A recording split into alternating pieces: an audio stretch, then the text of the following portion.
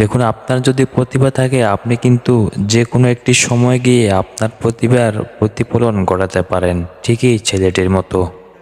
জন্য কিন্তু কোনোভাবেই সফল হচ্ছে না। ব্যাটসম্যান সাইফুল্লাহ আবারও খেলে দিলেন, কিন্তু কোনোভাবেই বাউন্ডারি পার করতে পারতেছে না, বাউন্ডারি হচ্ছে না। একের পর এক ট্রাই করে যাও, আরবিতে প্রবাদ রয়েছে মান জাদ্দা ওয়াজাদা, চেষ্টা করে যে ফল পায় সে। কোন জায়গায় একের পর এক চেষ্টা চলমান রয়েছে।